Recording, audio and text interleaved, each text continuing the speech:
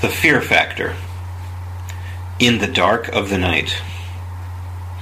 Years ago, in the early days after I had first arrived in Tokyo, I had trouble sleeping, and I used to take frequent late-night walks through the environs of a large neighborhood Shinto shrine.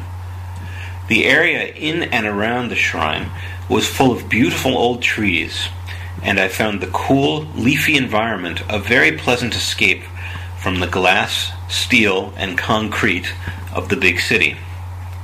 The sound of the night breeze rustling through the treetops and the damp, oxygen-rich air brought me a great sense of peace and relaxation, as did the fact that I rarely encountered other people on these nocturnal strolls. However, when I mentioned my night walks to a Japanese friend, he seemed slightly taken aback, asking if I wasn't afraid to walk through the shrine's grounds.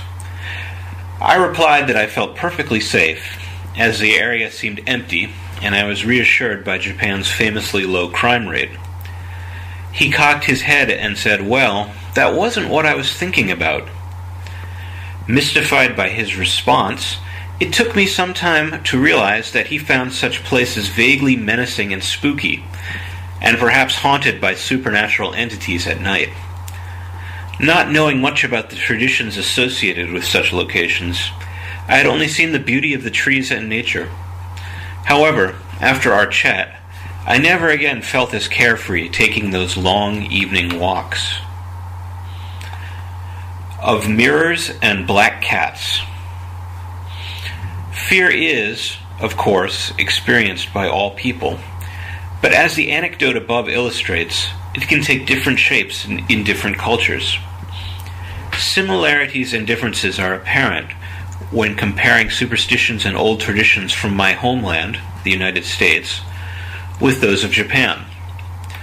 When I was a child, for example, my mother would always toss a pinch of salt over her shoulder to avoid bad luck if she spilled some by accident.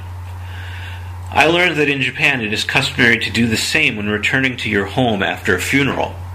A different context, of course, but might the two traditions be distant echoes of each other? Other events, such as having your path crossed by a black cat, are traditional causes for fear in both cultures. Nevertheless, there are many culture-specific superstitions. In America, people often say that breaking a mirror brings 7 years of bad luck, or that one should knock on wood with one's knuckles to ward off misfortune when talking about negative future possibilities, which are things I've never heard in Japan. All cultures have different ways of using superstition to combat the little fears of daily life, and their endless variety is endlessly fascinating. Real-world worries. What about less supernatural, more rational fears? Certainly, we all fear for our health, our safety, our loved ones, and our futures in an uncertain world. But are there deep differences in these areas between cultures?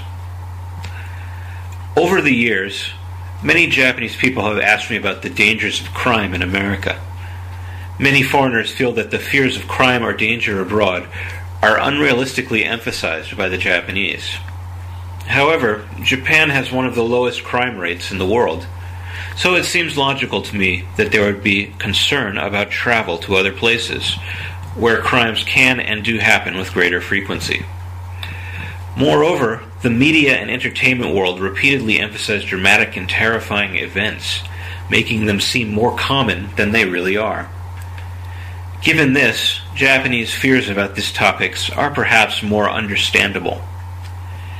Even so, it is important not to let fear of the unknown get the upper hand. Remember, millions of people live long and happy lives in cities abroad without ever being the victims of serious crime. This realization should be balanced with an awareness of proper precautions and appropriate behavior when traveling, in order to minimize risks in any unknown or potentially dangerous location. Foreigners frequently use the word shy to describe the Japanese, and many have noted the reluctance of some Japanese to sit next to a foreigner when there is an empty seat on a train or in a restaurant. "I wondered if I smelled bad or something," said one British friend. "Or perhaps they are afraid I would start talking to them in English."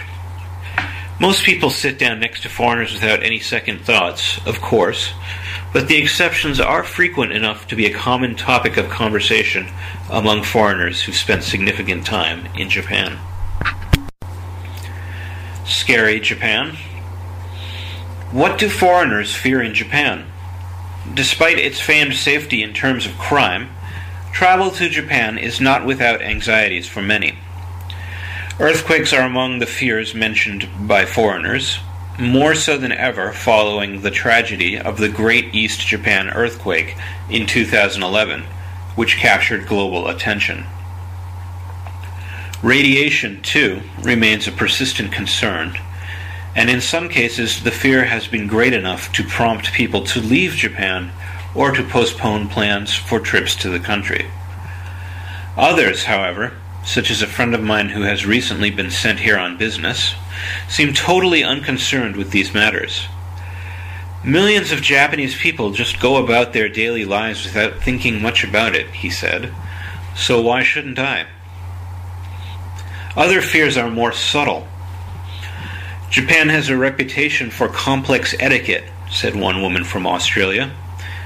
"Before I came here, I was really afraid that I would make a big mistake and offend people in some way, without even knowing it.